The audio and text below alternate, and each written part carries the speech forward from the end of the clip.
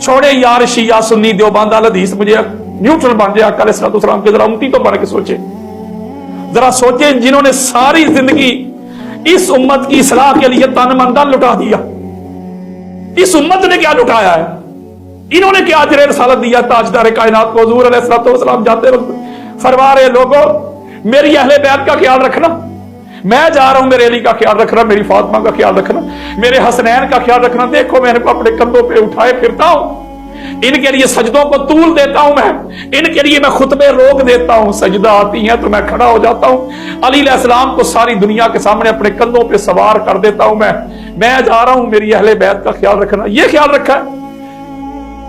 मुझे जुर्म तो बताएं अली और मुर्तजा का, जो हालत नमाज में यार लोगों ने पैसे दे के बंदे को हायर करके मौला अली अलैहिस्सलाम को शहीद करवाया। मुझे अली अलैहिस्सलाम का जुर्म तो बताएं, जुर्म क्या था कि अली अलैहिस्सलाम ने तुम्हें संवारा है, तुम्हें निखारा है, बदर में तुम्हें बदर को विन करके ये मार्का दिया, ये अली का कसूर था।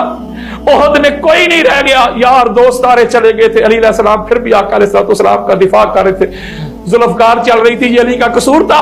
खंदक में अमर बिन अब्दे वो दा के ललकार रहा था, आका अलैहिस्सलाम के नमूज को चैलेंज कर रहा था, अली अलैहिस्सलाम ने उसको वासरे जहन्नम करके तुम्हें फतह का झंडा दिया, ये अली का कसूर था। हुनैन में सारे यार लोग चले गए थे, अली अलैहिस्सलाम खड़े तलवार चला रहे थे, तुम्हें वो जंग जीत के दी, अली का कसूर था। खैबर में कोई नहीं था, बारी बारी सबको आजमाया गया, लेकिन कौन आया है मरहब का सर काटने के लिए, अली अलैहिस्सलाम, ये अली का कसूर था। तुम्हें कुरान की तावील सिखाई, तुम्हें तंजील बताई, तुम्हें कुरान से अहकामात अखज़ करके दिए, तुमको सरफ और नहव मुरत्तब करके दी, ये अली का कसूर था। तुम्हारी बेटियों को शेल्टर फराहम किया, ये अली का कसूर था।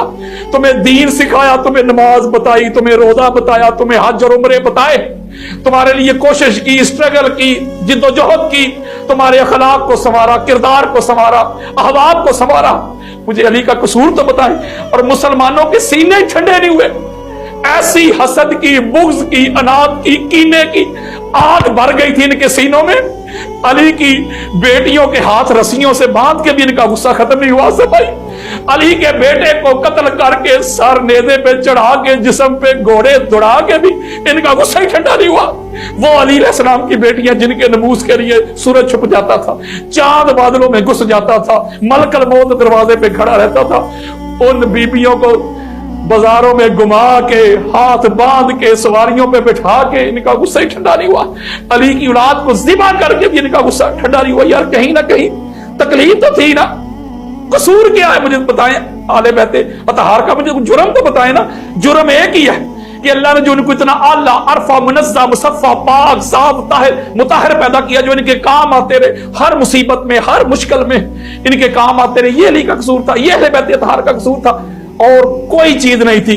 किसी बेगाने ने मुझे एक रवायत ला के दिखाएं, ये मैं चैलेंज कर रहा हूं आपके प्लेटफॉर्म के जरिए से पूरी कायनात को, पूरी नासबियत को, एक ज़ईफ रवायत ला के दिखाएं कि किसी एक शहजादे का जो कातिल है वो काफिर हो, यहूदी हो, ईसाई हो, सारे के सारे मुसलमान थे। तो वजह क्या थी? वजह थी ना अंदर कोई तकलीफ थी ना, इसलिए तो सब ने खत लिख लिख के लोगों को इकट्ठा किया कि आ जाओ, वो अली उसका बेटा आज हमारे कब्जे में आओ, अब सारे अपने भड़ास निकालो, गुस्से निकालो।